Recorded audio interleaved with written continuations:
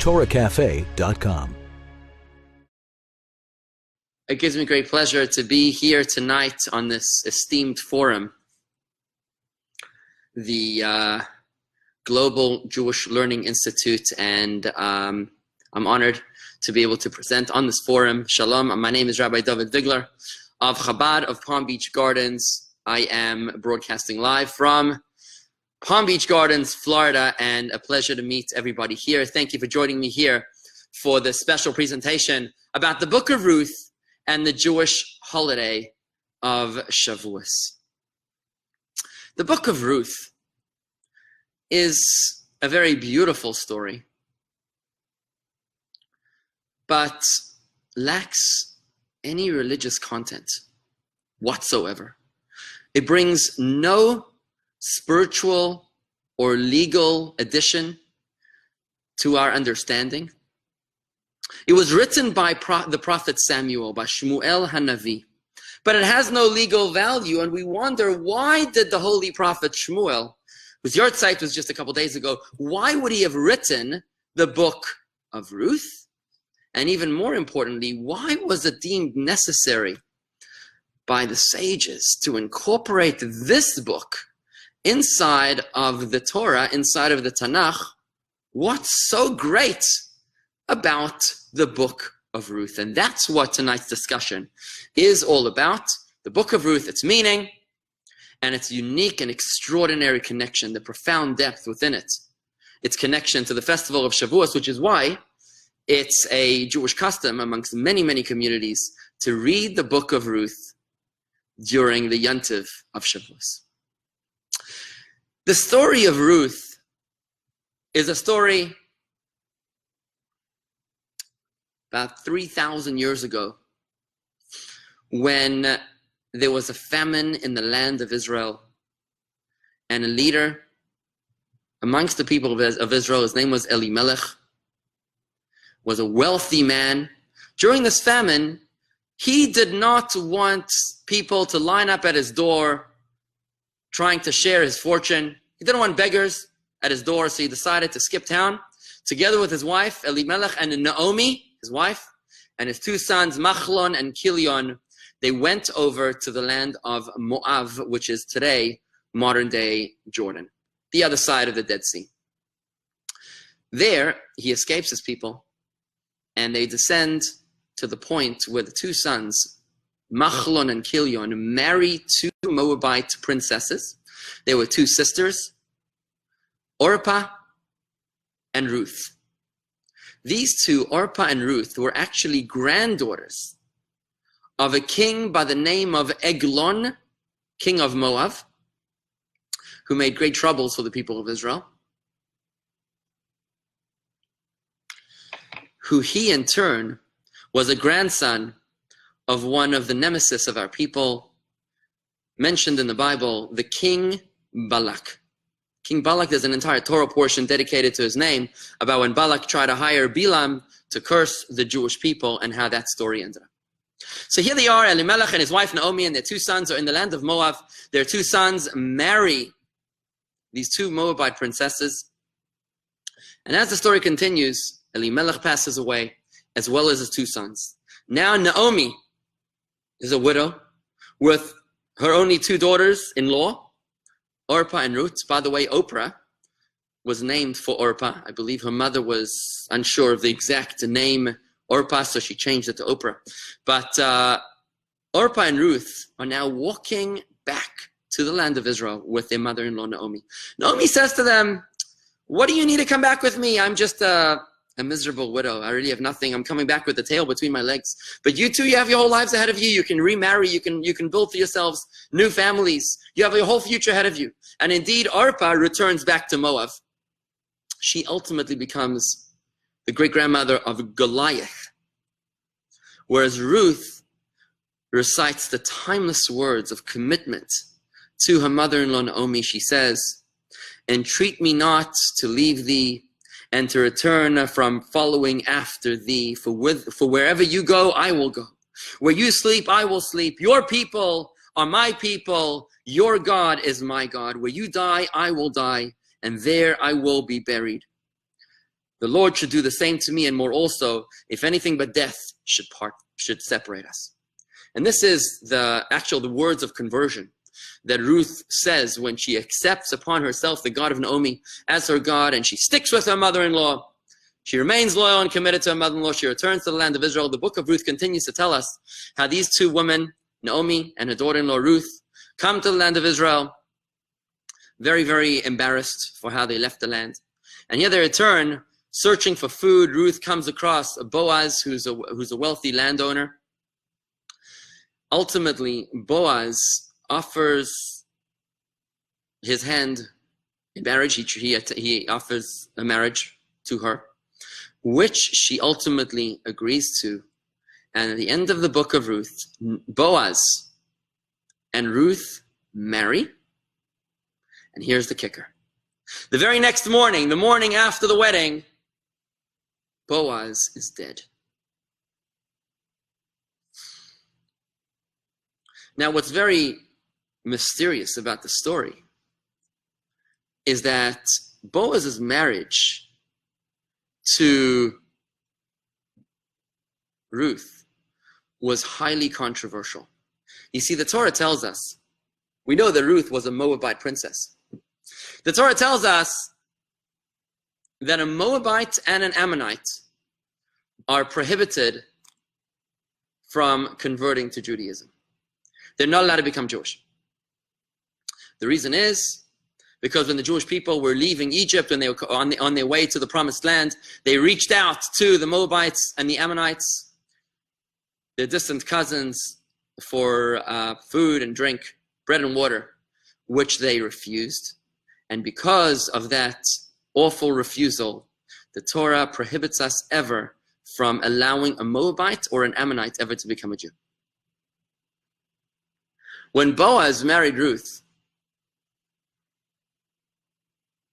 he did so with the explanation that when the Torah's prohibition of a Moabite converting to Judaism, it's only talking about male Moabites that are allowed to convert, that are forbidden to convert to Judaism, but female Moabites are allowed to convert to Judaism. And everybody was okay with that until the next morning when Boaz was dead. They said, oops, maybe it was not a good idea. Maybe it was not okay. And thus it was that nobody was quite sure if Ruth's marriage to Boaz was permissible or not. As it happens, the Megillah, the story of Ruth, concludes that Ruth is pregnant. Though her husband is dead, she's pregnant with a son who becomes Oved. Oved gives birth to Jesse, Yishai, and Yishai ultimately gives birth to David, his youngest son. 4 generations later, the story continues. When Jesse, Yishai, a very righteous man about whom the Torah tells us was one of 4 individuals in the history of the world who never sinned. Jesse was one of these people who never ever sinned. Here he was, and he realizes he had 7 sons at that time. He realizes, he turns to his wife Nitzevet, and he says to her, you know, I wonder if I'm truly a Jew. I wonder if I'm allowed, if maybe my great-grandmother Ruth was not really Jewish, if maybe she was prohibited from converting to Judaism. Maybe Ruth was not legally Jewish, which means I'm not legally Jewish, and therefore I'm not allowed to be married to you. What he does is, in an interesting law of Torah, he releases his Canaanite servant, and he marries her. He marries the servant. But he separates from his wife, from Nitzevet. As it happened in an interesting story, the servant that he married was a very righteous woman, and she allowed Nitzevet, the real wife, to switch in the middle of the night. It was dark. And Jesse didn't even know that he was actually sleeping now with his real wife, with Nitzevet, instead of the new wife, the released maidservant. And so it was a few months later, when Nitzevet is discovered to be pregnant, Jesse was convinced that she had been promiscuous and that the child was a mamzer. The child was a bastard. Remember, she was still married, just separated. He didn't realize that he actually was the father of this young child. And when David was born red-haired and short, Jesse, his father, banished him as an embarrassment to the family. He sent him out to the fields, And indeed, King David writes in the book of Psalms, in Psalm 69, he says, Muzar ha'iti le'echai, I was a stranger to my brothers. V'nochri, and foreign, livnei imi, to the sons of my mother. Because Nitzevet never revealed the reason, never revealed the secret to anyone in her family, not even to her own husband, that David was a legitimate child of Jesse. And so it was that David lived much of his early life as an outcast, as someone that was an embarrassment to most of his family. When King Saul, the first king of Israel, was waging war against the Philistines, and the Philistines sent their star soldier Goliath to challenge the Jews to a duel, it was David, young David, who was inspired to take on the challenge to represent his people. And indeed, we know the story when David fought against Goliath. David and Goliath were cousins, we know, because David's great-grandmother was Ruth. Goliath's great-grandmother was Orpah, who were sisters. David, obviously, in the famous story, manages to overwhelm Goliath, and the Jews are victorious over the Philistines. King Saul now turns to his advisor, to Doeg, and he says, tell me, Ben mi zehanar, whose son is this David? King Saul started to get very concerned as he heard the masses, the women calling out that Saul has conquered thousands, but David has conquered tens of thousands. Saul started to realize, he started to sense that his days were numbered and that David was going to somehow take over his place. He turns to his advisor and he asks him, he says, whose lineage is David from? Now, Saul knew David already. David was already a performer. He would play the harp in front of Saul to calm his nerves already. Saul knew who David was. He knew that he was from the tribe of Judah. But he wanted to know which family in the tribe of Judah. Was he from the family of Peretz, which is the line of Jewish kings? Or was he from the family of Zerach, which is the line of Jewish noblemen? If he would be from Peretz, then Saul had reason to be afraid that he was maybe going to take the throne from him. But if he was from the line of Zerach, he wouldn't have to worry. And here Doeg says to him, Your Majesty, my king, instead of asking me which kind of Jew, what is the Jewish heritage of David, ask me rather if he's Jewish at all. And here Doeg, who was a brilliant scholar, tells Saul about the Moabite great-grandmother of David. He says that the Torah prohibits a Moabite, the Torah in Devarim, in Deuteronomy, prohibits a Moabite from converting into Judaism altogether. David's father's mother was a non-Jew, was a Moabite, and therefore an illegitimate Jew. Thus, David is himself not a legitimate Jew. The case was brought to the Beth Din, and the Talmud tells us that a scholar by the name of Amasa ben Yetel stands up as they were just about to declare David as a disqualified Jew, as a non-Jew. They were about to declare David as a non-Jew. Amasa ben Yetel stands up and he dramatically declares, he pulls out his sword like a Yishmaelite, and he declares, anybody who disqualifies David from his rightful lineage shall be stabbed with the sword. So have I received this teaching from the Beth Din of Samuel the prophet. What Amasa ben Yetel was saying is that the oral Torah explains the teaching of the written Torah. An oral tradition that dates back, that was received through Samuel the prophet, which dates it all the way back to Moses on Mount Sinai, explains the biblical verse, whereas the biblical verse says simply that a Moabite cannot convert to Judaism. It makes no distinction about gender. The oral tradition received from Moses on Mount Sinai makes it clear that it's only a male Moabite who may not convert, but a female Moabite is indeed allowed to convert. And thus, it was ruled that David was indeed a legitimate Jew. The Vilna Gaon explains to us that King David speaks of this dramatic moment in the book of Psalms in chapter 119, verses 161 and 162. What David explains is, he says in that verse something, two adjacent verses, he says, Sorim redafuni chinam, ministers hounded me for no reason. Umidvarcha pachad libi, from your word my heart was afraid. King David refers to his fear of the written law, the written Torah, which seems to state explicitly that a Moabite may not convert to Judaism. The written law made David fearful because it made him realize that he wasn't a legitimate Jew. But the next verse reads, Sas anechi alim rasecha. I rejoice over your sayings, not your written words, but the oral Torah. I rejoice over your sayings, like one who finds great treasure. Here says the Vilna Gaon, he was referring not to the written Torah, but to the oral Torah, that indeed explains the meaning of the written Torah, that when it says in the written Torah that a Moabite may not convert to Judaism, it means only a male Moabite may not convert, but a female Moabite may indeed convert. And that's why David was so grateful in Psalms 119 when he says, thank you, God, that you gave us the written Torah, which legitimizes me as a Jew. And it is with this context that we can now understand the reason why Samuel the prophet wrote the book of Ruth, and why that book is so important that it needs to be included within the Tanakh, within the Torah.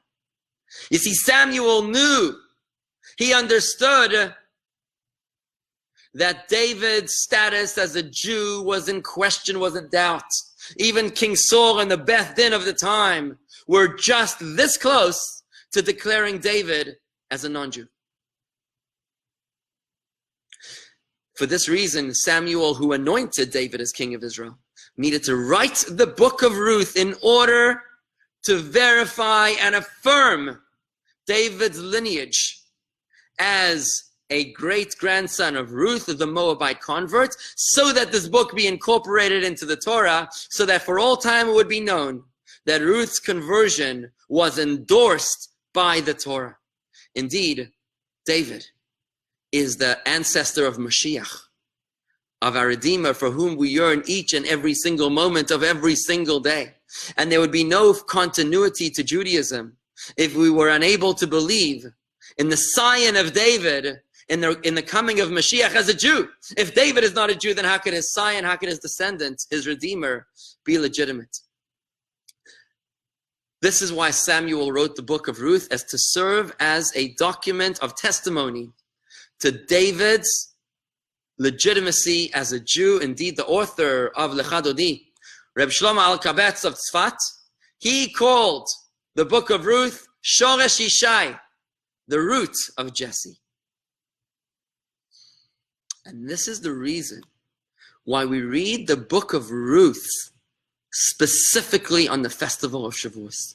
You see, Shavuos is the time when we celebrate God's gift to the Jewish people, when God gave us the Torah. But what did God give us? We know that God gave us the 10 Commandments, the 2 tablets of sapphire. We know that God gave us the 5 books of Moses, the written Torah. But some question whether or not God gave us the oral Torah as well.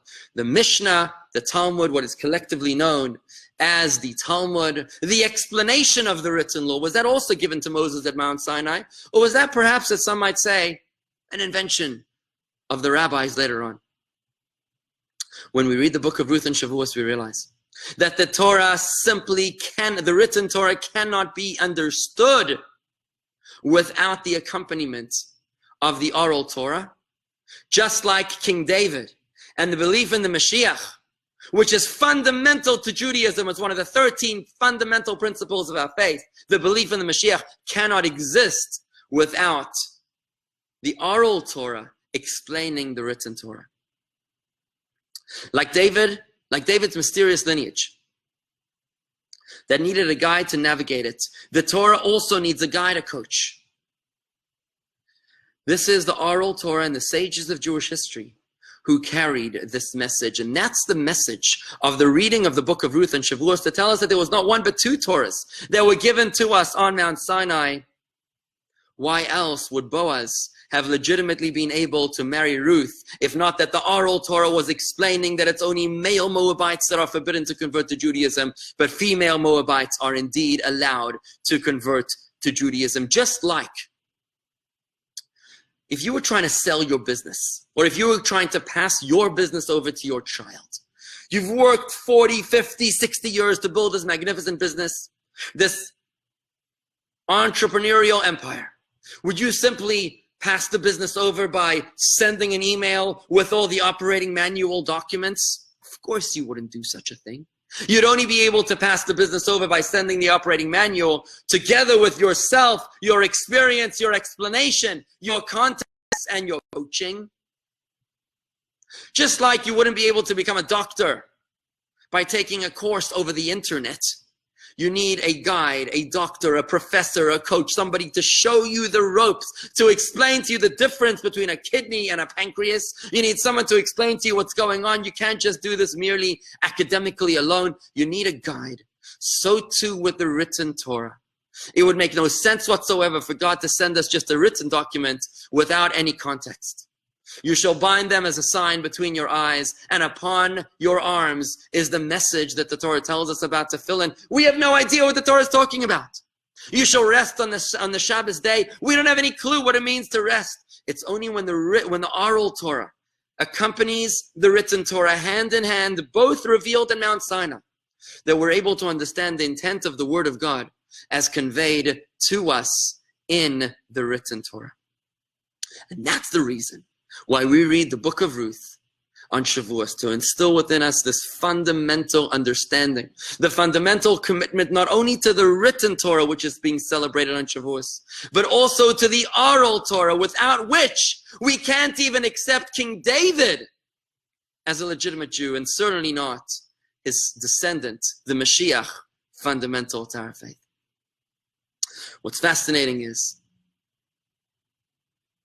that Shavuos celebrates our unconditional commitment not only to the written Torah, but also to the oral Torah through the book of Ruth, but also through its very identity. The festival of Shavuos is the only yontif in the whole Torah about which we don't have an explicit date. Nowhere in the Torah does it tell us which day of the year is the festival of Shavuos. The Torah tells us that Shavuos is celebrated on the morrow of the Sabbath. From the morrow of the Sabbath you shall count 7 weeks, then you shall celebrate Shavuos. Bit of an enigmatic explanation as to how we reach the date of Shavuos. If you took the Torah on face value, on literal level, you'd say, what's the morrow of the Sabbath? Sabbath is Shabbos. The day after Shabbos is Sunday.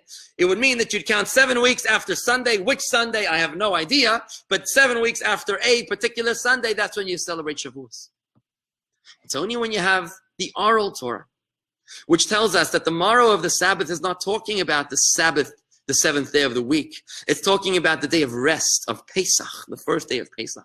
Then we have to count 7 weeks from the day after the first day of Pesach. 7 weeks from the second day of Pesach, that's when you celebrate the festival of Shavuos. It's almost as if the Torah was giving us a hidden code to tell us that you cannot even locate the date of the giving of the Torah without the accompaniment of the oral Torah. We need the oral Torah to understand, to be able to identify the very observance of the festival of Shavuos. Because on Shavuos we celebrate not one but two Torahs, the giving of the written Torah, as well, the 5 books of Moses, as well as the giving of the Mishnah and the Talmud, and all of the rabbinic explanations of the written Torah. All of them together and collectively form the unbreakable word of God, for which we have to exhibit an unconditional commitment. What's fascinating even more is that by divine providence, the kings of Israel, the kings of the Davidic line, have their lineage embroiled through Ruth, a lineage which is subject to such extraordinary doubt and speculation. A lineage whose authenticity can only be verified, be authenticated by an unwavering commitment to the oral Torah. You see, in order to protect the Jewish kings from having their power corrupt them. Power corrupts, and absolute power corrupts absolutely. But in order to protect the Jewish kings from abandoning the Torah built in the lineage of the Jewish kings of the Davidic line coming through Ruth the Moabite, so that if they would ever dare to reject the Torah, they would effectively be rejecting their own authenticity, their own identity as Jews. Because if you let go of the oral Torah, you're left only with the written Torah, and the written Torah denies Ruth being a Jew, and hence David is also not a legitimate king. In the words of Rabbi Soloveitchik, the Brisker Rav, passed away in Jerusalem in the late 50s. He says that God designed it in such a way that the kings of Israel would literally be held hostage, that if they ever strayed away from the oral Torah by abandoning it through their power, they would be abandoning their own identity as Jewish people. This, my friends, is the meaning of the book of Ruth, and its extraordinary power to teach us no specific law as much as it teaches us the importance of the oral Torah and how we can never ever divorce the written Torah from the oral Torah. All of it was given to Moses in Mount Sinai, and we simply wouldn't be able to celebrate our identity as Jews, our commitment to David and Mashiach, without it. And that's why we celebrate it. We read this book on the festival of Shavuos. In closing, I'd just like to conclude with an inspirational realization. As you think of David and the extraordinary opposition that he experienced in his lifetime, which started 4 generations even before he was conceived, he was already facing such extraordinary challenges and struggle. We realize that when, just like David, experienced such great challenge because of the extraordinarily glorious destiny and future that he was to bring to this world, when you too face challenge, it means that what you're doing is important.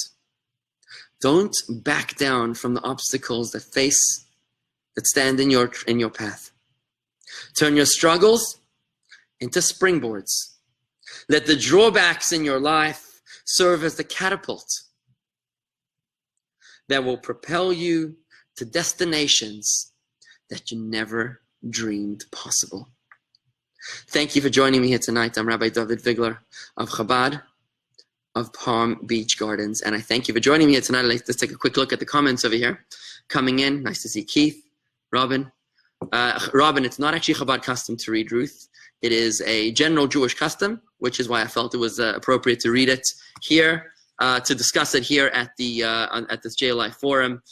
Thank you, Isaac, for your comments. Jean, Shavua Tov, gracias.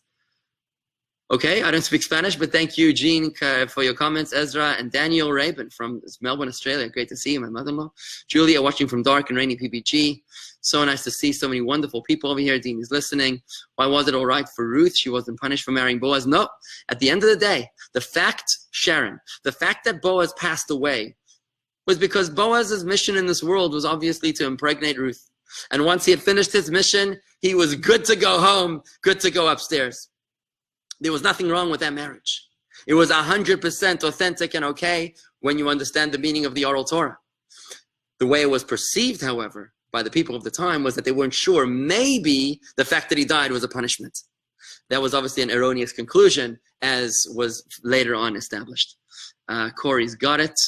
And watching from Jupiter. Looks like I've got most of the comments coming in over here. Fast and Furious, beautiful. More comments coming in right now. William and Isaac, thank you. Why would it be considered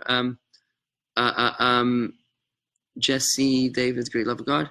Okay, I'm going to call it a day over here. Thank you very, very much, everybody. Thank you for joining me on this beautiful forum. We give daily Torah classes at youtube.com/Jewish Gardens, at youtube.com/Jewish Gardens for daily Torah classes. We'd love to see you there. Over and out. Shalom.